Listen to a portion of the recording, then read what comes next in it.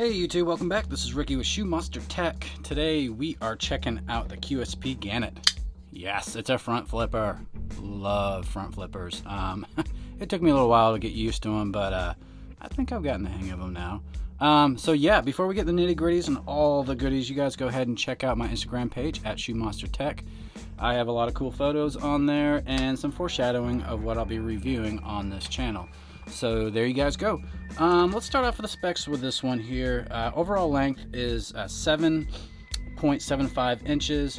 The blade length is 3.25 inches. The cutting edge, 3.125 inches. And the blade width is going to be 0.875 inches. Blade material, we do have the CPM. There we go.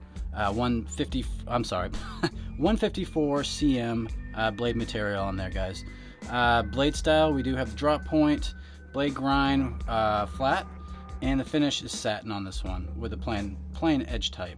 Handle length, we're looking at 4.5 inches. Handle width, 0.875 inches. So we have micarta right here, the green micarta, and they have different versions. They've got black micarta. I think they have another color micarta, and we have black carbon fiber bolster there. So yeah, it looks very nice. You can kind of get a nice close-up on that. Very cool, right? Frame liner on this is stainless steel. The weight is 3.44 ounces. So yeah, not too bad. User, this is a right hand pocket clip. It is tip up. There you go. And yeah, they call it a flipper. It's a front flipper, right?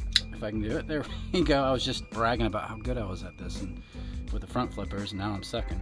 Lock type, we have a liner lock, and this is considered an everyday carry, and it is from China. There you go. Very cool, right?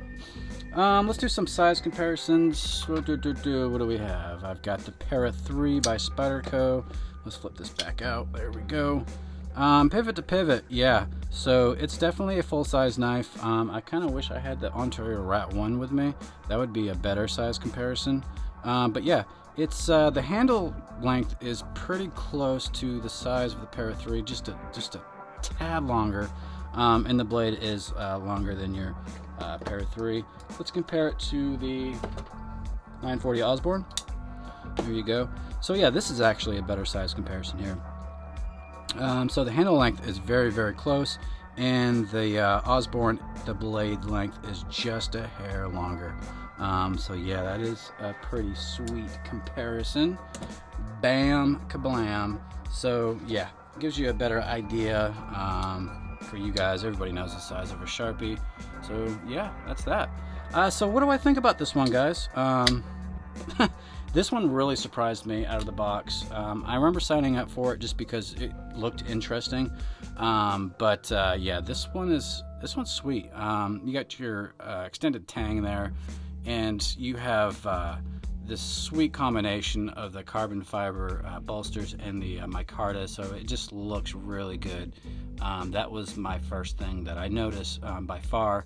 Now the price point on this is, I forgot to mention earlier, I found it online for about $82 to $85, somewhere around there. MSRP on it's about $105, so there you go. Now the action on this is nice. I do like that. Very smooth. Let's see if it drop shuts. Yeah, I mean, this is a newer knife. It's through the Apex Knife Pass Around group, so I appreciate it, guys, for letting me check this one out. Now you're looking at, let's look at the blade centering on this. There you go. So yeah, blade is centered. It's actually pretty close. It's leaning towards the back side just a hair, but it's a little too close to call, guys. That's pretty much centered in my book. We do have a deep carry. Now, yes, we don't have any recessed screws on here, but as far as the carry goes, when I slide it in my pocket, it doesn't mess at all with sliding it in my pocket. Maybe a little bit more wear on your jeans or something like that.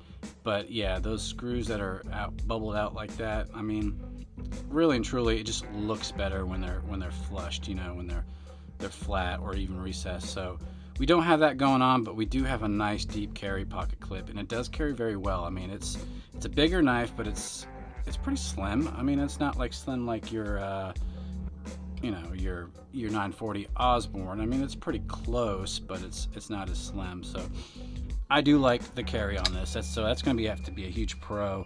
The blade length on this, you have tons of cutting edge, so that's very nice. One thing I wish they would have added was just, you know, it's something more right here, because, you know, when you go to punch, you know, say a piece of cardboard or something, I'm kind of scared that my finger's just gonna go whoop right on that blade, you know, with inertia going on. So blah.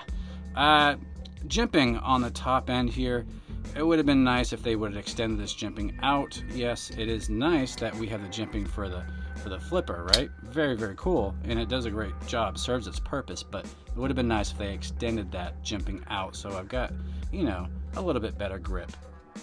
Now, speaking of grip, you know, the purchase on this is very nice. You know, I wear large size gloves, so yeah, I can definitely you know, fit all my fingers on this, and I can choke up just a little bit, but you got to be careful, because like I said, you know, you don't want it to bite you, right?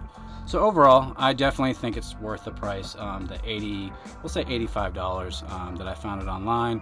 And yeah, very, very sharp out of the box. I think QSP really knocked it out of the park on this one. Just a few little things that I wish they would have changed on it, but besides that, this is a really fun knife to carry. Very good EDC tool for sure. Yeah, no doubt about it. The 154 cm steel, it's gonna hold its edge fairly well. So there you go. Good job, QSP. They're really starting to impress me.